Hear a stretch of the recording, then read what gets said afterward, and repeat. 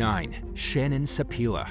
In 2015, when a 20-year-old Stamford, Connecticut woman named Shannon Sapila started to suspect one of her closest gal pals of hooking up with her ex-boyfriend, she allegedly spray-painted the word "war" on her former friend's car and even slashed the tires.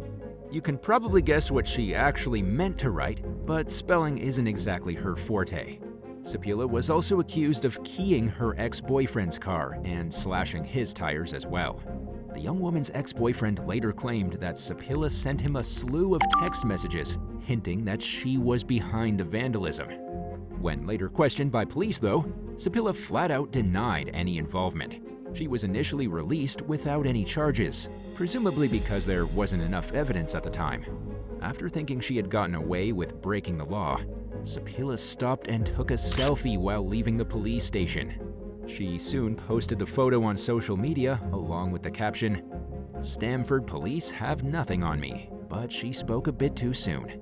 And it wasn't long before Sapila was rearrested on suspicion of criminal mischief. She posted bail and continued referencing the incident on social media while complaining about the unwanted attention she was getting after the story went viral online. 8. Alexandra Martinez.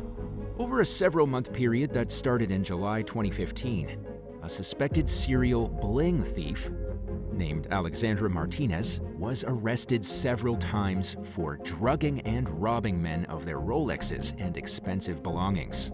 The 19-year-old from Ewing, New Jersey was busted in Manhattan and Brooklyn, where she was accused of using her feminine charms to meet men at bars and nightclubs before getting invited back to their hotel rooms and apartments. Martinez seemed to have started out small with her crimes. Her first arrest happened after she swiped a man's wallet at a random bar. About a month later, she was accused of snatching another man's watch and running from his hotel room. She kept getting arrested, yet she had no plans to stop what she was doing. In fact, Martinez continued robbing victims and essentially became a career thief.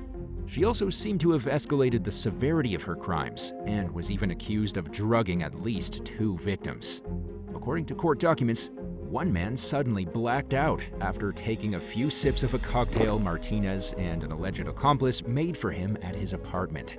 He woke up several hours later and realized that his $10,000 Rolex and $800 in cash had been stolen.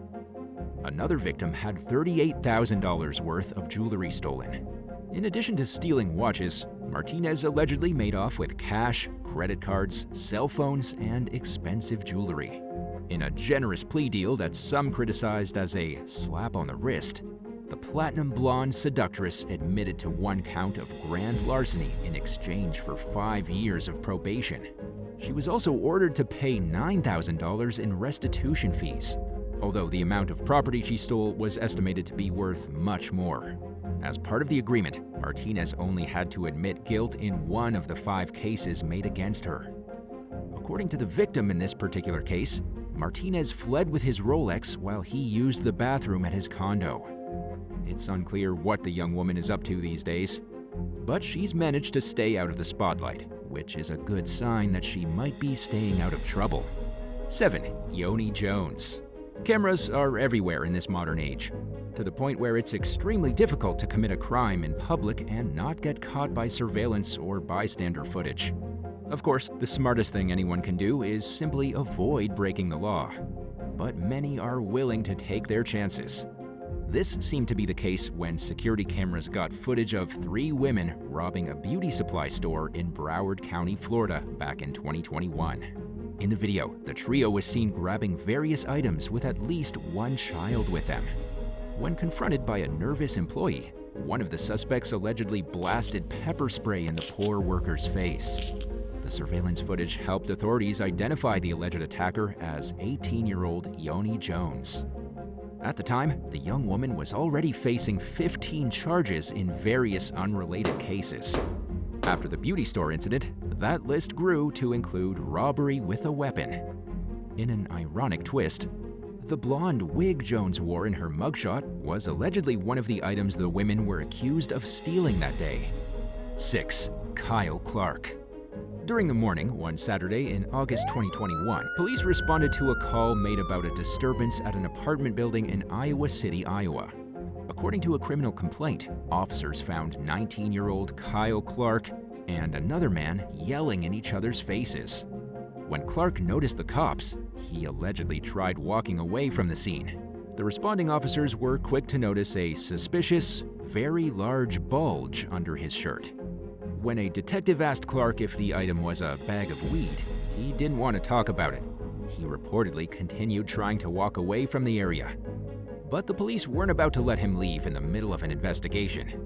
Clark was put in handcuffs as a bag containing 4 ounces, 0.1 kilograms of marijuana fell out of his shirt, solving the bulge mystery. According to an officer, Clark claimed the weed wasn't his. Obviously, the police didn't buy it, and the young man was charged with felony and misdemeanor drug counts. The arrest report didn't specify whether Clark offered up an excuse as to why he was supposedly carrying around someone's large pot stash under his shirt. 5. Tracy Mary Fiorenza. In May 2023, an exclusive high school in Palm Beach, Florida, started receiving emails threatening one of its students, Barron Trump, the son of the infamous former U.S. President Donald Trump. 2 emails contained threats claiming that the writer would shoot both Donald and Barron Trump in the face. Historically speaking, there's an unwritten rule in American society that targeting a president's children is a low blow, even if there are plenty of valid reasons to dislike the president himself. This line of respect started to erode noticeably in recent years, but most people would still never make the kinds of threats outlined in the emails sent to Barron's school. If for nothing else, because they know how seriously it would be taken by law enforcement. But as the emails revealed, some people are willing to go to extremes to get their point across. Investigators eventually traced the emails to a 41-year-old, now former schoolteacher from Chicago, named Tracy Mary Fiorenza. According to the Daily Mail, a Facebook profile with the woman's name and photo was filled with posts about conspiracy theories, including references to the Illuminati and the New World Order. It even had allegations that Oprah Winfrey's TV network was involved in human trafficking. Fiorenza made several social media posts calling for the arrest of former President Trump. It's something many people wish to see happen, but most members of society know that violent threats are not an acceptable way of expressing one's disapproval for a politician, or any human being for that matter. It's still not clear exactly what was happening in Fiorenza's mind when she wrote the emails. But according to authorities, she admitted to writing and sending the horrific messages. She's also accused of showing up at the school and asking personal questions about the Trumps. Lucky for her, security kicked her off the property with a warning. Secret Service agents then tracked Fiorenza down at a nearby gas station later that day and escorted her back to her hotel. Further investigation revealed that Fiorenza may have been trying to reach White House employees all the way back in 2018. She now faces 1 federal count of transmitting threats to kill or injure another person in interstate commerce, which can come with a prison sentence of up to 5 years if found guilty. While it's been speculated that mental health issues likely played a role in Fiorenza's behavior, others perceived her actions as a blatant disrespect for the law. Either way, it seems as if she didn't have a worry in the world about getting caught until it actually happened. 4. Blakely Sands. In February 2021, police officers in Edmond, Oklahoma, responded to a call made by a young woman whose fake ID had been confiscated at a local bar. She claimed the ID was genuine, and she wanted law enforcement's help getting it back. Officers reported to the scene and examined the ID, which looked like a Texas driver's license belonging to an older woman named McKamey Queen. The person who dialed 911 allegedly insisted this was her name, but when police ran the numbers on the license, it came back to a random man named Robert Sanchez. After getting busted, the woman was identified as 18-year-old Blakely Sands. According to the authorities, she eventually admitted that she thought she could get help getting the ID back without officers realizing it was a fake. 3. Heather Kennedy. While arriving at his home in Port Charlotte, Florida one day in July 2021, 69-year-old James Clark noticed some clothes that he didn't recognize outside by his swimming pool. He then spotted a naked blonde woman swimming in his pool. The woman was still in the water when sheriff's deputies arrived at the property. According to an arrest report, she didn't want to offer her name or explain why she was swimming in a stranger's backyard. She was allegedly hostile toward law enforcement agents and told the deputies that she just wanted them to leave her alone. In an effort to get the woman out of the pool, one of the deputies grabbed her clothing from the lanai and asked her to get dressed. She briefly cooperated and put her stuff back on, but was then accused of resisting when the deputy tried handcuffing her. The suspect also continued refusing to identify herself despite being asked for her name multiple times. Jail employees recognized the woman when she arrived and identified her as 42-year-old Heather Kennedy. She was immediately charged with trespassing and resisting arrest without violence. A few days later, after being given a court date and released from custody, Kennedy was accused of breaking into a stranger's truck.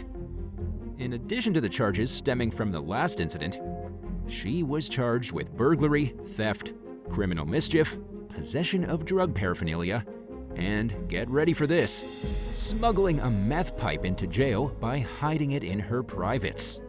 Kennedy pleaded no contest to the trespassing and resisting arrest charges.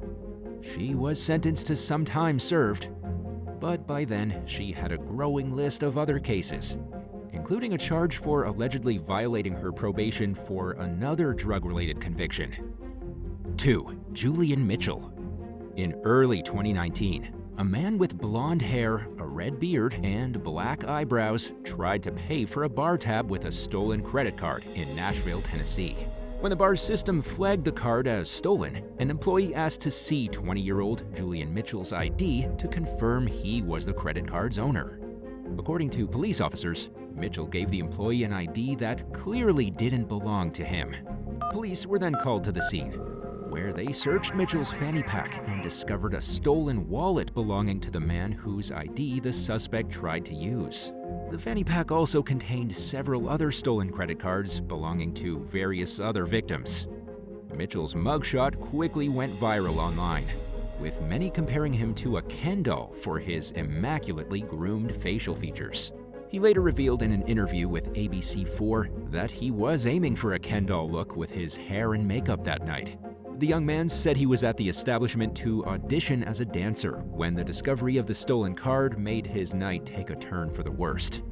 After his arrest, Mitchell put his dreams to move to LA and become a famous professional dancer on hold so he could sort his legal issues out.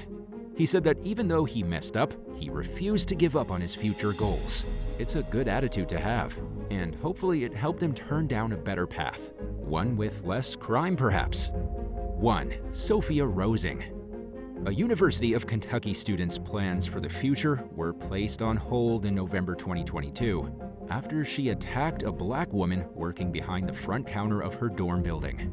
According to police, 22-year-old Sophia Rosing drunkenly hurled racial insults at 2 individuals, including the employee, Kyla Spring, who also happened to be a student at the college. Footage of the incident seemed to show Rosing charging at Spring with a shopping cart, throwing punches at the victim, and calling the victim derogatory names based on her race. Rosing was taken into custody not long after on charges of public intoxication, assault, disorderly conduct, and assault on an officer. She was formally indicted on the charges at the start of 2023. After her arrest, Rosing withdrew from the University of Kentucky and was banned from returning. She pleaded not guilty to the charges and has yet to publicly apologize for her behavior. In a statement, the young woman's lawyer said that his client was undergoing treatment and that she'll eventually apologize when the time is right. In the eyes of many, that apology is long overdue, and the clock is still ticking. Many feel that there's no excuse for Rosing's hateful behavior, especially since Americans are becoming increasingly fed up with the lack of progress the country has made toward curbing discrimination and similar hate crimes. Thanks for watching today's video. What would bother you more? Being called stupid but attractive, or ugly but smart? Let us know in the comments below, and remember to subscribe. See you next time. Bye.